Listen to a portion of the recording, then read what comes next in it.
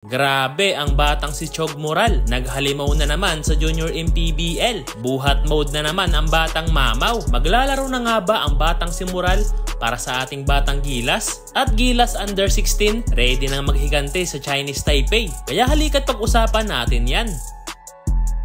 Sa last video natin na ginawa para sa batang si Chog, ay matatanda ang masama ang pagkakabagsak niya sa isang laro nila sa Junior MPBL kung saan tumama ang kanyang ulo sa sahig. Pero hindi naman pala yun ininda ni Chog dahil muli na namang nagpamalas ng husay at galing ang batang mamaw na to sa MPBL. At parang napakadali lang para sa kanya ang larong basketball dahil pinaglaruan lang niya ang kanyang mga kalaban. At oo, marami na namang kinilig na mga kababaihan sa batang to dahil napakagaling na nga mag-basketball, napakapogi pa ng batang si Moral. Kaya talagang mapapasana all ka na lang talaga kay Chog. Hindi katulad mo na hanggang tingin na lang sa crush mo. Aray ko.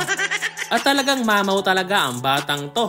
Dahil sa laban nila kontra sa team ng Quezon ay hindi nakapasok si Moral sa first half ng laban at naging dikit pa nga ang score nila sa kanilang kalaban. Pero pagtungtungan ng second half ay pinasok na si Chog Moral at doon nga natambakan ang team ng Quezon dahil nakapagtala lang naman si Moral ng 11 points at halos ginawa niya lahat yan sa fourth quarter na ng laban. Take note mga boss, second half lang pinasok ang batang si Moral. E paano na lang kaya kung pumasok pa siya sa first half ng laban? E di mas lalo pang lumaki ang stats ng batang to. Patunay na kayang-kaya talagang bumuhat ni Chog ng isang team. At hindi lang puro opensa ang batang si Moral dahil kaya rin niyang dumepensa ng maayos tulad sa play na to.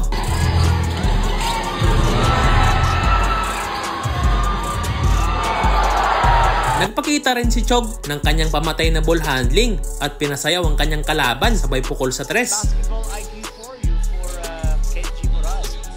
Now he pulls from 3. That is...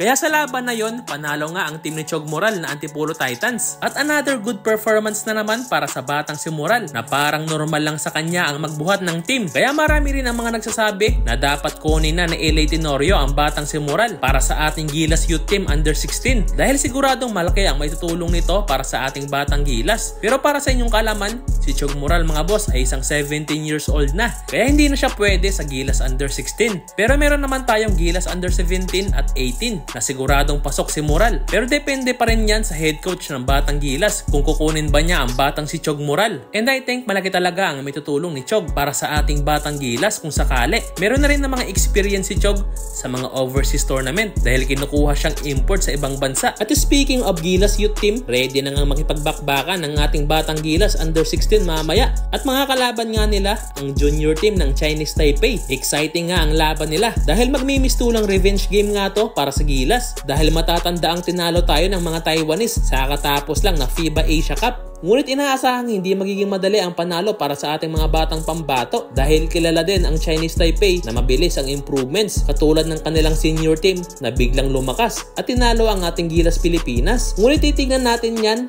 dahil napakalakas din ang nabuong lineup ni Coach LA Tenorio kaya sigurado magiging exciting ang laban na to.